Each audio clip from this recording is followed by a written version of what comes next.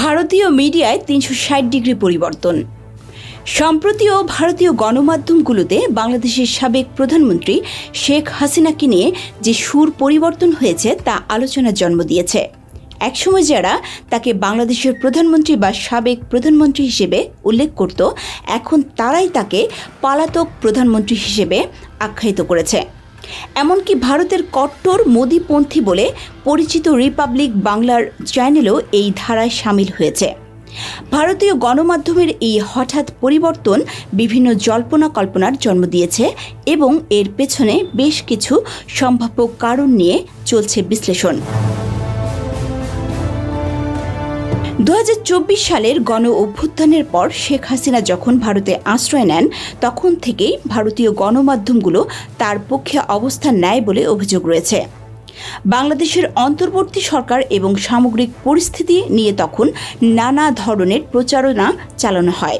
বিশ্বজুড়ে হাসিনার গুণগান এবং বাংলাদেশের রাজনৈতিক অস্থিরতা নিয়ে একপেশে খবর পরিবেশনের অভিযোগ ওঠে ভারতীয় গণমাধ্যমগুলোর বিরুদ্ধে। এই সময়ে অনেকেই ভারতীয় মিডিয়াকে দালাল মিডিয়া বা গদি মিডিয়া হিসেবে অভিহিত করেন, যা বাংলাদেশের জনগণের মধ্যে ব্যাপক ক্ষোভের সৃষ্টি করে।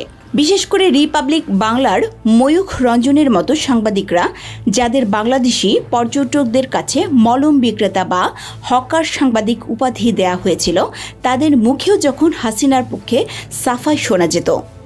এই পরিস্থিতি বাংলাদেশের মানুষের মনে ভারতের প্রতি এক ধরনের বিরূপ মনোভাব তৈরি করে। ভারতীয় গণমাধ্যমের এই আকস্মিক সুর পরিবর্তন বিশ্লেষকদের নজরে এসেছে।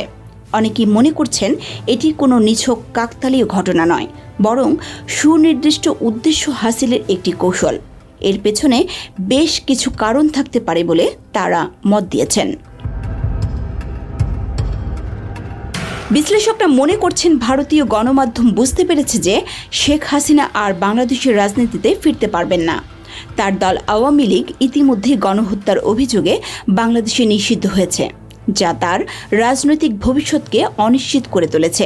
এই অবস্থায় তার পক্ষে গলা ফাটানো অর্থহীন, তাই তারা নিজেদের অবস্থান পরিবর্তন করেছে। এদিকে বাংলাদেশের জাতীয় নির্বাচন ঘনিয়ে আসছে। নির্বাচনের সময় যতই ঘনিয়ে আসছে, আওয়ামী লীগের রাজনৈতিক অস্তিত্ব ততই ঝুঁকিতে পড়ছে। ভারতীয় গণমাধ্যম সম্ভবত অনুধাবন করতে পেরেছে যে হাসিনার পক্ষে প্রচার চালিয়ে এখন আর কোনো লাভ হবে না, বরং ভবিষ্যৎ রাজনৈতিক সমীকরণে নিজেদের অবস্থান শক্তিশালী করতে তাদের সুর পরিবর্তন করা জরুরি। এদিকে শেখ হাসিনার বিরুদ্ধে বাংলাদেশের গ্রেফতারি পরোয়ানা জারি রয়েছে। বিশ্লেষকরা মনে করছেন তার পক্ষে এখন বাংলাদেশে ফিরে আসা অসম্ভব। এই বাস্তবতা উপলব্ধি করেই ভারতীয় গণমাধ্যমগুলো তাদের অবস্থান পরিবর্তন করেছে, কারণ একজন পলাতক নেতার পক্ষে ক্রমাগত সমর্থন চালিয়ে যাওয়া তাদের বিশ্বাসযোগ্যতা নষ্ট করতে পারে। হাসিনা ভারতে আশ্রয় নেওয়ার পর ভারতীয় গণমাধ্যমগুলো বাংলাদেশি পর্যটকদের সাথে এক ধরনের নেতিবাচক আচরণ শুরু করে বলে অভিযোগ রয়েছে। বাংলাদেশি পর্যটকদের দেখলেই কথার আক্রমণ বা তীর্যক মন্তব্য করা হতো, যা তাদের মনে বিরূপ প্রভাব ফেলে। ফলস্বরূপ বাংলাদেশের পর্যটকরা ভারত থেকে মুখ ফিরিয়ে নিতে শুরু করে। এতে ভারতীয় ব্যবসায়ীরা মারাত্মকভাবে ক্ষতিগ্রস্ত হন। অনেকে অভিযোগ করেন যে ভারতীয় ব্যবসায়ীরা প্রায় না খেয়ে মরার উপক্রম হয়েছিল। এই পরিস্থিতিতে ক্ষুব্ধ হয়ে ভারতীয় গণমাধ্যমগুলোর অফিসের সামনে আন্দোলন হয়। ধারণা করা হচ্ছে ভারতীয় গণমাধ্যমগুলো এই চাপ এড়ানোর জন্য এবং বাংলাদেশি পর্যটকদের ফিরিয়ে আনার কৌশল হিসেবে হাসিনার তোষামোদি বন্ধ করে দিয়েছে। এটি একটি সাময়িক কৌশলও হতে পারে বলে অনেকেই মনে করেন।